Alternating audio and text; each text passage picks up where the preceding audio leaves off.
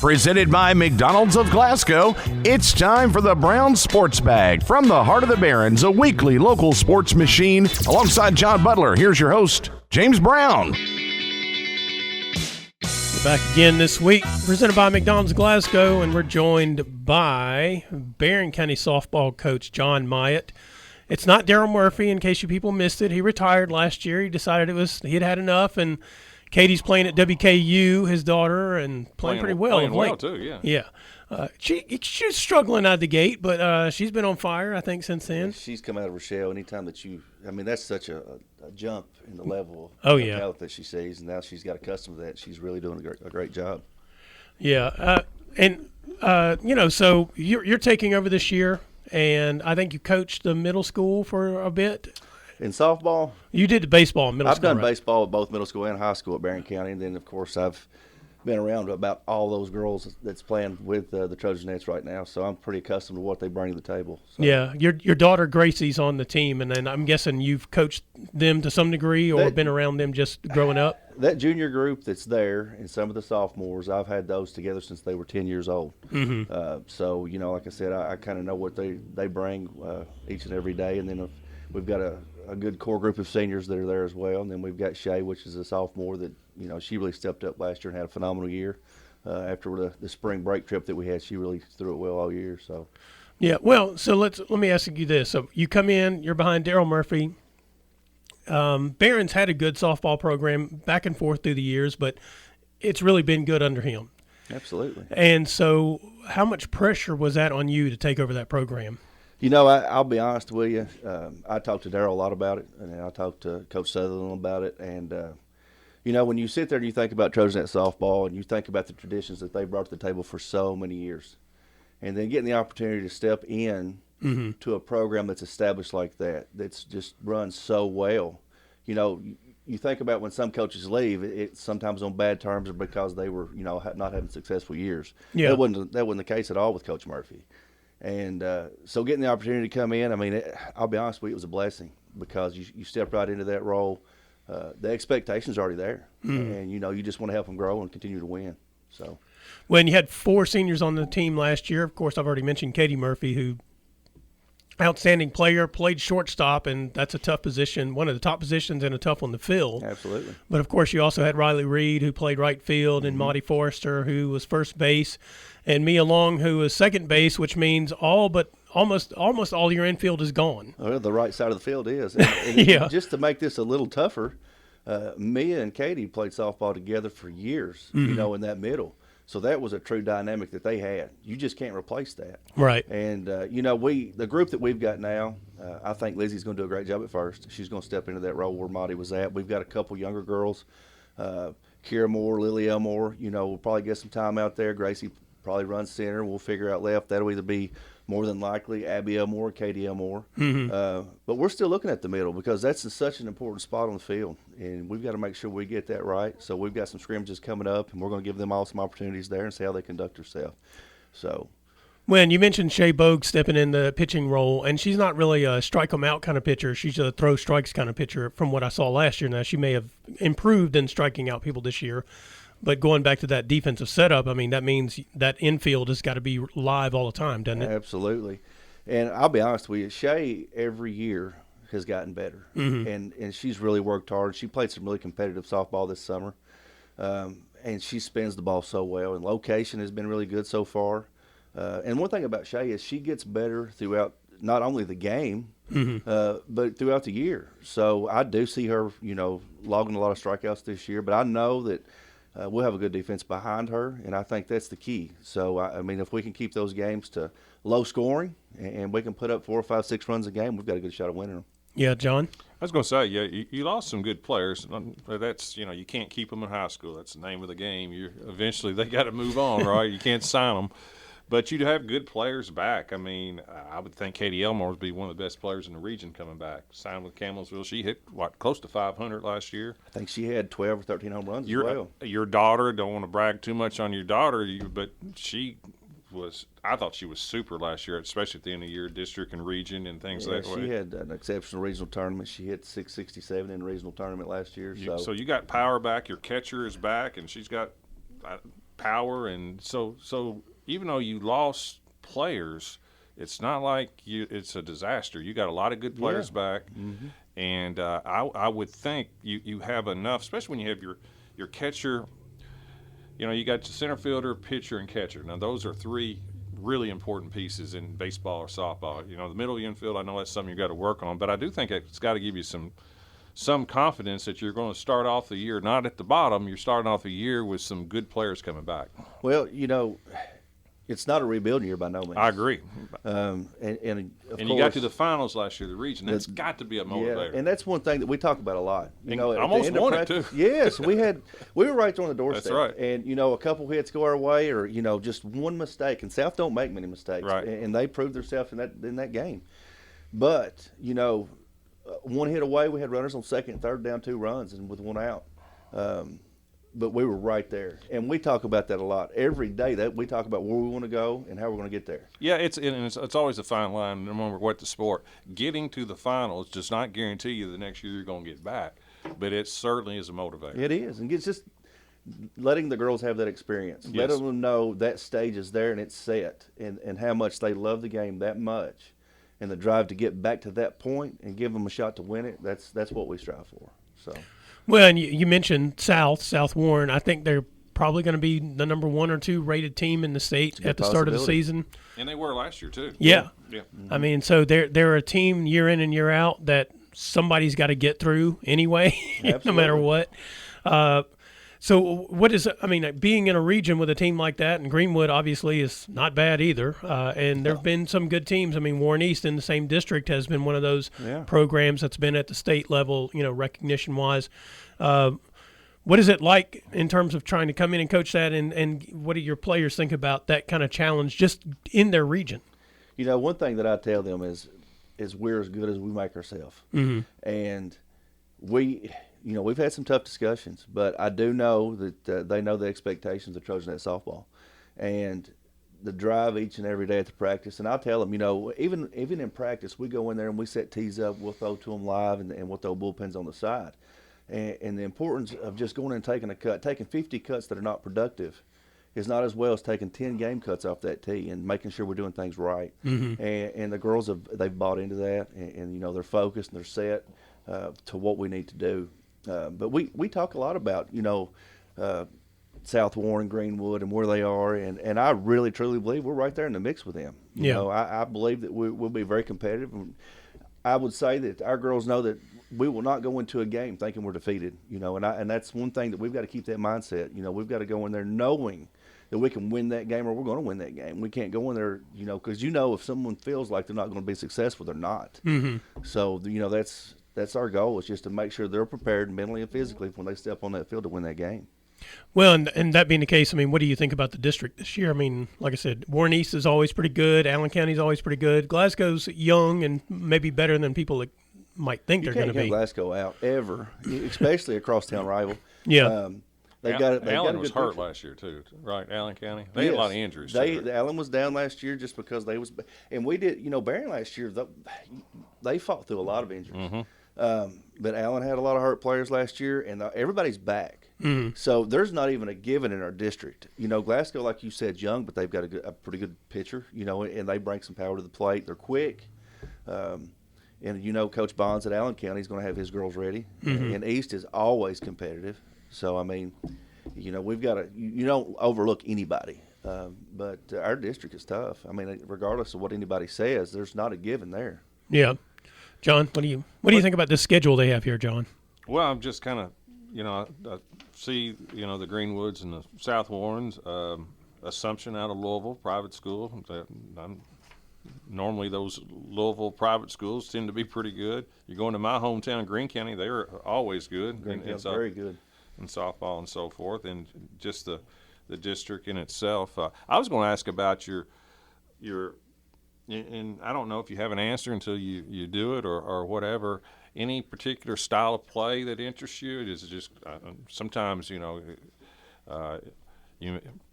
coaches may say, it's like basketball. I want to play fast and shoot a lot of threes. But if you don't have the team, you can't do that. You know, do you have any particular style of play that you're? You know, I'm an offensive guy, and I really truly believe we're right there in the mix with them. You know, I believe that we will not go into a game thinking we're defeated. You know, there's not even a given in our district. You know, and that's one thing that we've got to. You know, we've got to mentally and physically when they step on that field to win that game. You can't go in there, you know, if someone feels like they're not going to be successful, they're not. You know, and that's in situations, depending obviously in the game situation where you're at in that game, I'm going to let our girls swing the bat. I think that's the change in the last 5 to 10 years at the college and so forth, where all the slappers and the trying to win 1-0, 2-1, and you just seen a massive change in power. The small ball game in softball is going away, and like you just said, and because you can produce runs, but you're going to have low scoring games. But in today's the way the game is played, in my mind, you've got to have that 5 and 6 run, in a game to have a shot at winning it because mistakes happen. But I am an offensive guy. And I'm going to let our girls swing the bat for sure. We get a runner on, and it's late in the game. We may bunt her into scoring position or something. It's but situational. Sure. Early, we're going to swing the bat to see what happens. And, I don't want to take that bat out of a girl's hand, especially if they got an opportunity to drive a run in. So 2-0, 3-1, let it rip. Absolutely, green light. That's what I tell them. That's right. You're looking for one pitch in one spot and let it eat. There you go. So I like it. Yeah, I like it. That's what I like to hit. On this schedule, as John pointed out, you've already said, you open with South Warren on Tuesday, March 18th at home. Yep. Play Grayson County now. Coach Reese, who had been there and kind of got Grayson County turned back around, she's at Bowling Green now, so I don't know what the coaching situation is there. Who knows how that's going to be, but and then Russellville at Russellville, they've been pretty scrappy here in the last few years. They were at the regional tournament last year. Yep. And of course, then you have the first district game against Glasgow on March 25th. So, and then Greenwood, as John said, Assumption, Frank. You actually have 6 home games in your first 7 games. Right off the bat, yeah. And then we finish up the end of the year with a lot of home games as well. But that schedule is tough at the first of the year. But I told the girls, it's an eye opener for us because it's going to let us know where we are and what we've got to do to get better. But I do feel like we'll have a good showing against those teams. And if nothing else, I think it'll be a confidence booster for our girls, especially if we come out with some W's there. Yeah. Now, do you guys go anywhere during the spring break week? Yeah, we're going to the Smokies and playing in the little tournament they've got there. And I think there's some other teams that are local here. But we play a team out of West Virginia, I think. And then we play a couple teams out of Kentucky as well. So we play that Thursday, Friday, Saturday during spring break down there. So you're going to go to the Smokies instead of the beach? Well, Coach Murphy every year was every other. And I think, of course, they went to the beach last year. And I did not. I don't mind going to the beach, but I do not like going and playing Kentucky teams. Yeah, I got you on that. I like going and playing teams that haven't seen us and we haven't seen them, and that's what makes us better. So next year we'll probably go to the beach somewhere. Probably won't be in the same area because I'm going to try to schedule some stuff to where we see teams from down south that play a lot of ball that are going to be really good and put our girls to the test. So. I've always found that rather interesting to go to Florida and then play teams from Kentucky because in my mind I'm thinking, well, you could play them in Kentucky. You want to see something you might not see. Yeah, that's if you're going to go on the road, I would think. Yeah, absolutely. So and so when you kind of look at the schedule as a whole, is there like do you kind of look at it like a series of games? You want to see what you're going to do during this series? Well, that's if you look at the first part of our schedule with South and then, Greenwood there. And, of course, we got a district game early. But those are all going to be tough games for us. And like I tell the girls, we open up with South, but that's just we're going to run that game back. That's the last game we ended with last year. Let's run it back at the beginning, see how it goes. Yeah. And I'll be honest with you, this off season, our girls put a ton of work in. We hit the gym a lot, working on core, bottom half, just trying to get that. So I do not want to fight the injury bug this year. We had a ton of girls that were, dealing with some knee stuff or dealing with some shoulder stuff. And I'm trying to eliminate that as much as possible, get them conditioned that way because there's no break, in your season. And if you're out a key position player, it throws things into a little bit of an issue. So we're trying to avoid that. And it's going to happen. I know we'll have some girls that's going to be battling some stuff, but I was trying to eliminate that as much as possible. So. Well, and I think one thing we didn't mention about last season was going into the season was Coach Murphy's health, which probably affected the off-season training, led it into the season as it was anyway. And I would imagine that contributed to some of the early part of the season last year was a little bit off kilter compared to how it usually is. Absolutely. So this year, you guys have been able to do everything you wanted to do, other than you've got a few people who are playing basketball that you got to get in the, kind of get on the field and get them ready. Yeah, we got Elmo back here, and we got another young girl that had played basketball, but I'll be honest with you. Elmo is such a gifted athlete. She coming back in, and it didn't take her long. I mean, she's still rusty, but she come in and she's put the reps in, and I feel like it won't take her long to get back in the groove of it. So yeah, John, you got any more questions? No, just hope it'd be nice opening Tuesdays. The weather's like this next week. absolutely. I mean, it's great weather right now. Yeah. All right. Well, Coach Myatt, I want to thank you for joining us to talk about Barren County softball. You're welcome. We'll have some games on the radio. You did a lot of radio games I last did. year, Jay. I did most. Well, anytime Jay was on the radio, I was there beside him. Yeah. So, and I enjoyed doing that. So Yeah, we got a few scheduled, I do believe. yeah, good deal. Good deal. All right, this is Brown Sports Bag presented by McDonald's Glasgow. We'll be right back. Presented by McDonald's of Glasgow, it's back to the studio with James and John, the Brown Sports Bag.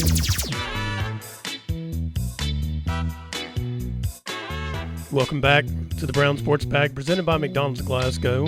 I want to thank Coach Jon Myatt for joining us, talking about the Barren County Trojanettes softball. Kind of strange, in all the years we've been doing this, we've had Coach Murphy with us the whole time, and so it's kind of interesting. Sometimes it's a little bit strange or interesting, to have somebody you've had come in a lot through the years, talk to us about different things, not with us this year. But anyway, I look forward to the season for the Trojanettes. Obviously, I think they'll be pretty good, John. They will be good. No question about it. And they are also in a region that's a tough region, at least at the top end of it. It's a tough softball region for sure. Let's talk some girls basketball region. We'll talk about the girls' 4th region tournament. It wrapped up on Saturday, but before Saturday, we had the semifinal games. And, of course, Barren County Trojanettes were playing Franklin Simpson. Franklin was the favorite coming into this season to win the region. When Barren and Franklin played during the regular season, it had become a little more evident that Franklin wasn't clearly as dominant as it looked like they would be, and that Barren was a team that could definitely play with them. And I think that was the case for that game for 2.5 quarters. And basically, Barren had a 26-22 lead with 5:06 to go in the third quarter. Yep, and scored 3 points the rest of the way. Yeah, all free throws. They didn't make a field goal. And, I mean, part of it was they were turning the ball over, so they didn't even really have that many shots, I don't think, during that stretch. 13 minutes of game time. And it just looked like Franklin Simpson just wore them down, which might be a little bit interesting considering Franklin plays 7 players, maybe 8. They have another one they'll throw out there sometimes. But the people they roll out come in and pressure the ball as much as anything, even if they're not offensive threats. That's really what they do, is come in and just apply pressure. And Barren they just could not figure out a way to score after that stretch. I mean, and so the final was 41-29, I think. 41-29, yep. And I just was kind of surprised that that Barren was unable to figure out a way to score the rest of that game, John. Yeah, it was frustrating, no question about it, because I don't know if they wore them down. I mean, yeah, you're going to be tired playing on a bigger floor facing that pressure, but I think sometimes you wear down, especially near the end when it doesn't look like you can win, too. I think that takes something out of you as well. But, yeah, Franklin – I've said all year about Franklin. I mean, defensively, they play a style that's different than anybody else in the region, and they're not a good offensive team. I mean, they only scored 41 to beat Barren. I mean, Barren was good enough defensively. Yeah, they were. I mean, by far good enough. Hold them to 41 points. They have one. Chloe Smith is not a bad player, but really they only have one score. Yeah. In Cawthorn, and she's not a shooter per se. But they are really, really good defensively, especially when they play it the right way. And they can press full court, but I don't think that bothered Barren near as much as just the half-court pressure. They started kind of running a trap or just straight-up pressure after sometimes that. It's just straight-out pressure. And Barren was unable, anybody, to really break. When you face pressure, there's really – only 2 things that you can really do when you face pressure all the way up to half court. And one is you can do back cuts and things like that, but that's not really easy to do. But the most effective thing that you can do against pressure is to beat your person. Yeah. The person that's pressuring you, the person that's on top of you, is to beat them off the dribble and then attack the basket and create a shot either for you or for somebody else when the help defender comes and pick you up. Right. That is really the most effective way. Mm-hmm. And Barren couldn't do that. It didn't matter who had the ball. Barren just was not able to really effectively break the pressure, and consequently, Barren either turned it over or they were going east-west rather than going to the basket. They had them shoved all the way to the half-court line, and it took them. Actually, I thought Barren handled it better at Barren earlier in the year. Yeah. But Franklin was probably also a little bit more intense and so forth. But what surprised me more than anything is that Barren actually got off to a good start. Oh yeah. Up at halftime, up. In fact, I said something to somebody. I said, I think we got a great shot to win this game at the end of the first half and start of the second quarter. I mean, we made a three here or there, and looked like we were rolling. And all of a sudden, Franklin, instead of full court pressing, they went to more of a half court, but it was really aggressive, and we just didn't handle it. Yeah, that was the thing. It was 26-22, and when Barren went up 26-22, and I was sitting down there taking notes, and I was like, okay, they've got this. They've handled this situation. Right. They've overcome the early jitters of the game. They've managed to survive the pressure, the full court pressure. Defending well. They're defending well. Yep. They're not giving up anything. They weren't giving up any free shots. Correct. With open floor turnovers and that kind of stuff.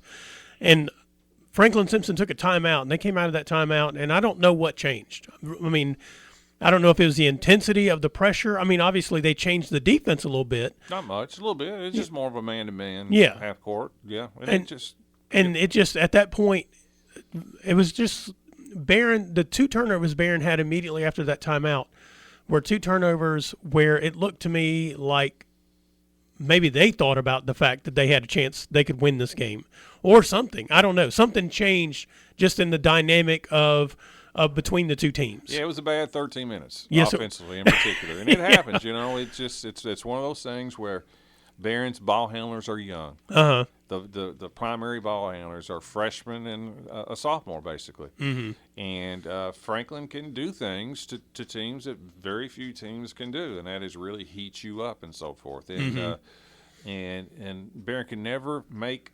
Who knows if they could have made one shot, a couple shots, that would have maybe relaxed a little bit rather than tensed up a little bit.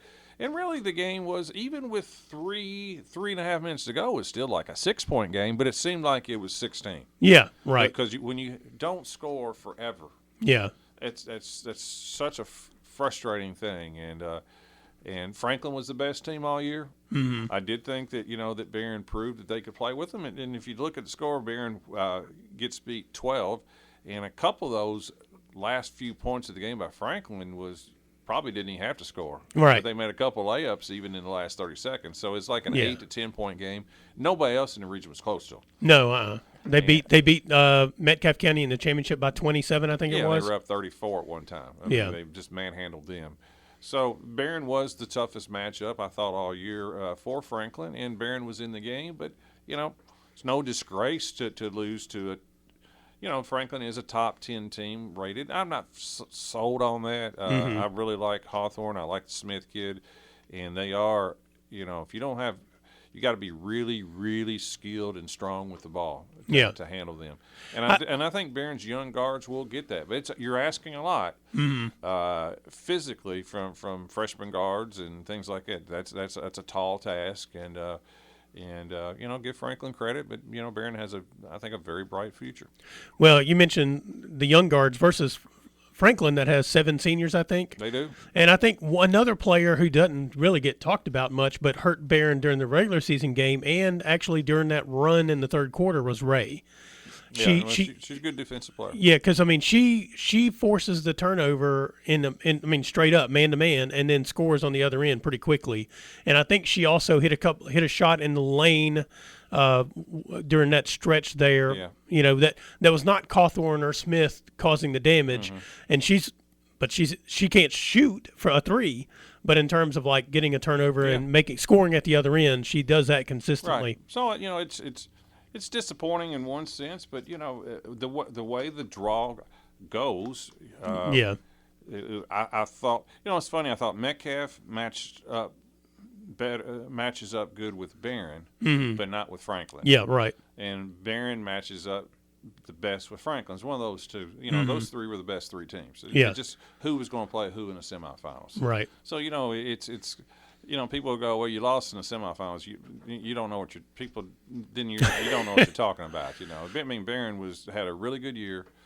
They're going to miss, Katie Geralds and Katie Elmore, who played really well down the stretch too. By the way, they did. I thought they both played well down the stretch. They'll miss those two, but they've got return.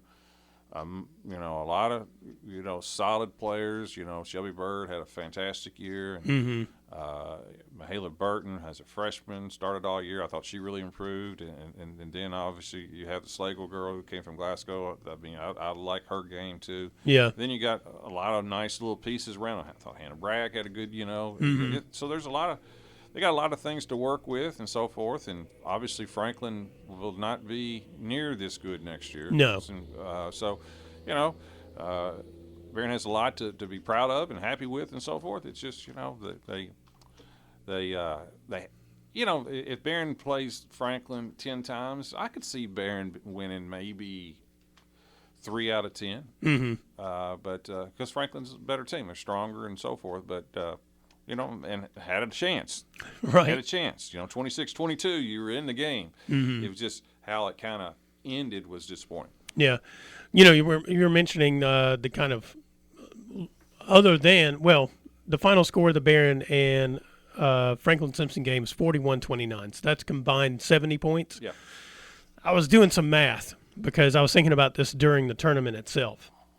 And I was like, man, this seems to be the worst is not really a correct. It was a low-scoring tournament. Yeah. Because the other semifinal game between Bowling Green and Metcalf was like 40-30, right? Yes. And when I say worst, what I'm just kind of referencing offense, Yeah. not necessarily quality of play overall and that kind of stuff, but lack of scoring, worst type of situation. And I did so if you take the two teams and you combine, their scores, so the average score of the game, and this one was 86. So that was all. You take all the games, and each game, the average score of the two teams combined was 86. The next closest one I found was actually 2022, and it was 90. The usual average of the two teams throughout the history of the last 20 years of the tournament is about 94 to 96 points a game. And I was just like, I was trying to decide exactly why it was that way, and I don't really have an answer. But I did come up with something that I have not agreed with yet in this debate about a shot clock in high school. And the one thing I did think about is how many possessions go without how long it takes before a shot is taken.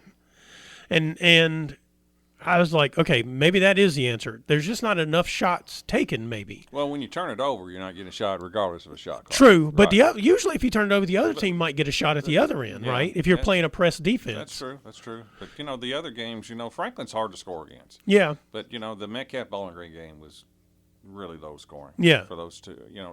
Bowling Green wasn't very good offensively. Right. I think some of it was just I think Barren was good enough offensively, but they couldn't get a quality shot in the last quarter and a half because of the defensive deal. So, but they had enough shooters. Metcalf was. I'm not really for sure, to be honest with you, because they have 5 players who can score. Now, Allen was playing on one leg. It may have just been style of play, pace of play, and so forth. But, yeah, all in all, I will say Franklin put up about 70 in the finals. Though. Yeah, they scored 71. So they kind of broke out in the finals. But, yeah, all in all, scoring overall this year in the 4th region has been relatively down. Do you think the pace of the games have slowed down, though, in terms of, number of shots taken? I don't know. It's a good question. It's I don't know if it's pace. I don't know if it's one of the things that separated Barren from some of the others is they had their guard play was good. Franklin was a little bit different story, but Barren had good guards. Normally create shots. Right. They create shots for themselves and for others. And maybe some of the guard play and things like that. They had a lot of young players out there. Right. I mean, I'm just throwing out theories. It could have just been one of those deals or whatever. Style of play, certain teams like to push it. I always like to play fast. I I like to play fast. I like to shoot threes. You know, Yeah. you know, if you had those qualities and things like that. So, Yeah. You know, it could be a lot of different things. Well, it's funny you should mention you like to play fast because in 2007, when you guys won the region, that was the highest average per game that I found, and it was 108. Okay. So I mean that's 22-point difference between then and now. Now that was kind of an outlier year. You know, it was the highest I found by far. The next highest was 2001, which was 102, and then like 2010 was 100 points. And so I kind of looked to see about the teams that were actually the best teams in the region, and in 2022, Bowling Green was the best team in the region by far that year. Yeah, but they weren't a great offensive team. Yeah, right. They didn't actually take a bunch of shots. I do think Bowling Green's style of play. Yeah. I think Coach Head's a really good defensive coach. Right. But they never play fast, Harley. Right. Yeah, there was a significant change in style from when LaVonda Johnson was coaching it to Coach Head. Right. Not change in necessarily quality of players, Right. but the style of play changed a lot. And a lot of times he's had big kids, and so he'll play at a pace that benefits the fact that you might have a 6'1" kid in the paint, or 2 or 3. Right. You know what I mean? So I think that's part of it as well. And maybe that style of play, when Bowling Green's been good over the last 5-6 years, when they've been the team to beat in the region, has maybe kind of set a tone in the region. I didn't look at other regions to see how that goes and that kind of stuff. I do know that just looking at like the 5th region over the last couple of years, that average I think has been higher, at least in a regional tournament. Right. And, I mean, to really know about style of play, you'd have to go through the whole season and calculate all the scores between 4th region teams. I didn't do that. Yep. So I'm not really executing a scientific method, but I'm adding watching the games and then looking at the average scores and thinking that there is an issue with the number of shots taken, or at least pace of play, time it takes to take a shot, that kind of stuff. Even if, when I say pace of play, I don't even mean how quickly you're running your offense in the half court versus, you know, some historical idea. But I could just be an old man yelling, "Get off my lawn." I don't know. Well, it's you know, Barren was one of this year's better offensive teams. And they ran into arguably one of the top 5 defensive teams in the state, Right. Franklin, and that ended up being defense on that night won out. I'll just say that. Yeah. Yes, I'd agree with that 100%. All right, this is Brown Sports Bag presented by McDonald's of Glasgow. We'll be right back. Presented by McDonald's of Glasgow, it's back to the studio with James and John, the Brown Sports Bag.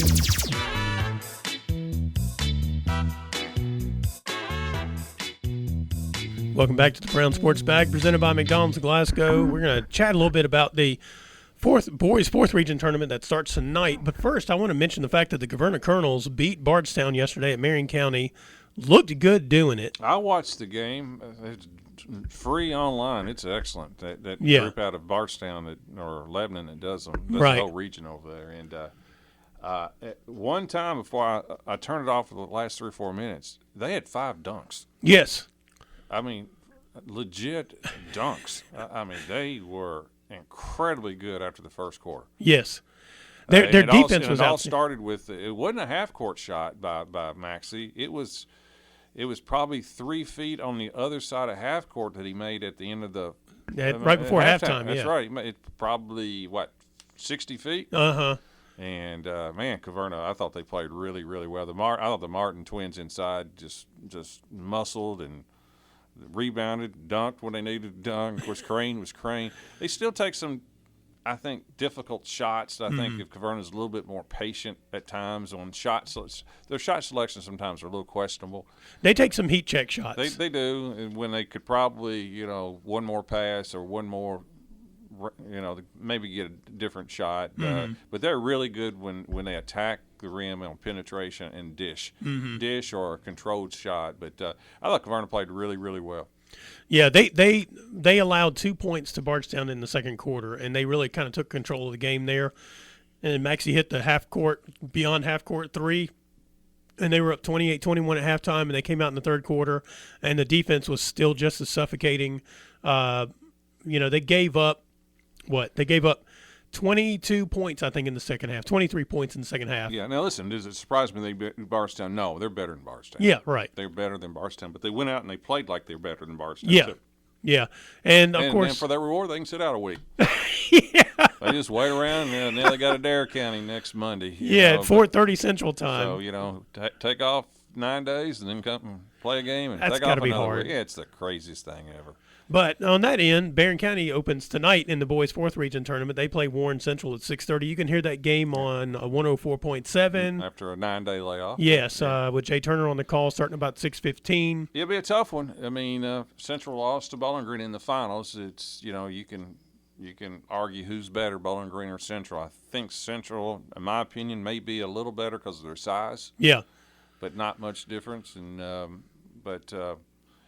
will have to play well. I think the key to the night is there's not one certain strategy. I think one of the things that I'm interested in is Barron needs to be in the game early. Yeah. They can't get knocked out early, and at halftime, it needs to be close enough. Mm-hmm. And so they got to withstand these runs that Warren Central are famous going through. Mm-hmm. And saying all that, how do you do that? You got to make shots. Barron can't go three. I think 3 for 18 or 19 for 3, not gonna win. Yeah. They got to shoot a high. A pretty good. Somebody's got to have a big game, like Tate did against Glasgow in the first round of in the finals of the district when he had 19. Somebody needs that. Yeah. And we got to really hold our own on the boards. Mm-hmm. I think those will give you a chance. Mm-hmm. You can't go into the locker room as a coach. Those are not coach. You can't go in the locker room and coach and write on your whiteboard, we need to shoot well. I'm just telling you. I'm just telling you, you can't say that. But I'm just telling you that's what needs to happen. We need to. Yeah. You can't put the pressure You can on. say we got to compete on the boards and not Yes. not turn the ball over and give free baskets. Yeah, and in particular, let's come. In the first 4 or 5 minutes, let's show them, we belong and so forth. Yeah. You can do those things. You can't say we got to make shots, but that's really what we have to do. We got to make them. Yeah, it's kind of funny. The one part of coaching philosophy is you can't tell them exactly what needs to happen, but they got to believe it can happen. Yeah, it's to pull off upsets against Yeah. teams that are better. There are certain things that have to happen, and a couple of things is some kids got to have big games. Yeah. And you rarely see a team that's probably a double dog underdog like Barron win and shoot poorly. It's just you don't see that. No. And then, of course, Glasgow gets the other half of the 14th District tomorrow night at 8 o'clock-ish Bowling Green. Yeah, same thing. Yeah. It's almost the exact same recipe. Glasgow's got to hang in there early. Yeah. And that game's on 103.1 WCLU Blue with Chase Landrum on the call somewhere around 7:45. Now, Glasgow does match up decent. Bowling Green they're not very big. Yeah. They're good, but they're not very big. They don't have those six, Warren Central has 3 6'6" kids. Yeah. So Bowling Green's not imposing. You don't go up there and you're in awe of their size or anything like that.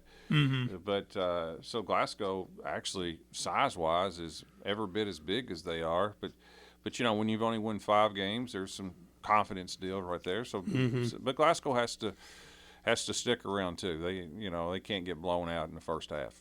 Yeah, and I think when they played Bowling Green earlier in the season, the first half they weren't too bad off against them. It was the third quarter they just got run out of the gym, and that's part of it. You just against Bowling Green, against Warren Central, you cannot. The pressure is going to be on you. You're at certain disadvantages right away, and the biggest thing is, like you said, you got to make shots, but also you cannot give them free baskets and let them get that momentum on you. Yeah, which is off turnovers and offensive rebounds are the free ones. Yeah. Yeah, you have to do that. Who knows?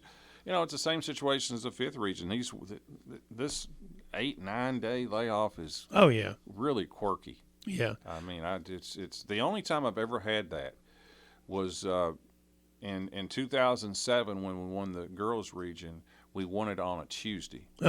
And we didn't play until the last game of the state tournament on Thursday night. So a week and 2 days later. It was 9 days, and that was a struggle to try to come up with how practice time, and I did give them considerable amount of time off because we actually had a major injury during that time, and I know I gave them like Wednesday, Thursday off. We came back Friday and practiced, and then I gave them another Saturday, Sunday off. I gave them 4 out of the next 5 days off. Yeah. And then practice Monday, Tuesday, Wednesday, and played, because it's just really, really difficult for focus wise, health wise too. You don't want to. I mean, you want to go hard enough to stay in shape and stay sharp, but you don't want to go so hard that you risk injuries too. You don't want to do the Pat Riley thing and take them into the desert for 4 days and everybody has shin splints before you play Detroit Pistons or whatever. Not this time of year. So it is quirky. All right. Anything else on the boys regional that you can think of? No, I mean those are the 2 games. The second game tonight is Clinton and Russell. No, it's Clinton and who is it? Clinton and maybe Logan tonight. Yeah, I believe that's right. Clinton's got a really good team and so forth. And then tomorrow, I think it's Glasgow. This is a late game, but I think it's Franklin and Russell County. Yeah, Russell County. But yeah. That's Clinton is the only other team in the region right now that anybody looks at and says has a chance to pull off the upset. And last segment, we'll talk about the girls' state tournament, right? Yep. Okay. All right. It's Brown Sports Bag presented by McDonald's Glasgow. We'll be right back. Presented by McDonald's of Glasgow, it's back to the studio with James and John, the Brown Sports Bag.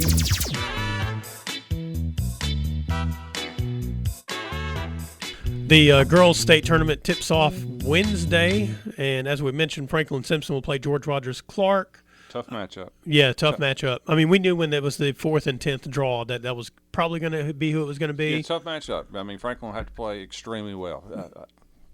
I think you can argue that George Rogers Clark is the 2nd or 3rd best team in the state. Yeah. Behind Sacred Heart. By the way, I went to I saw Sacred Heart play in the semifinal game, and they were against Assumption. They won 45-44, and they were in serious trouble.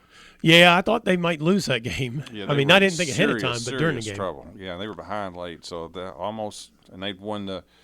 They're going for their 5-peat state championship, and they will be a heavy favorite. Yeah, do you think there's anybody there that can stop them? Yeah, Simon Kenton's already beaten them. Yeah. Beat them in overtime. George Rogers Clark has gotten closer each time. Yeah, I think they're vulnerable. What I saw of Assumption, it's not the best they've had. They got a really good player going to LSU. Yeah. But they are very, very I think they're vulnerable on the right night. Yeah, I was thinking whenever I saw them play last year that they were good, but they were not as good as I thought they were. Right. And they don't have size inside. Yeah. They're missing. They got a great guard, but they don't have the size that some of the Assumption teams have had. Yeah. So, Sacred Heart teams. Yeah. Taylor County won the 5th, a team that Barren played. And shout out to one of my former players, Courtney Thomas. She's assistant coach at North Laurel. They won the region. Oh, good. Yeah, I didn't know where Courtney was now. Yeah, assistant coach up there. Good. Yeah. So Sacred Heart odds-on favorite. Odds-on, but not a lock. Yeah. So that'll be pretty interesting then. And like I said, it starts Wednesday. I think we're broadcasting all of the state tournament games. Yep. I'm not exactly sure which station. I didn't check that. Probably the AM channel for sure, right? Yeah. Well, I would guess it's going to be on 104.7 if I were to guess. Okay, good. Because we're carrying all the 4th region stuff on 104.7. That's great. All right, it's Brown Sports Bag presented by McDonald's Glasgow. We'll be back next week.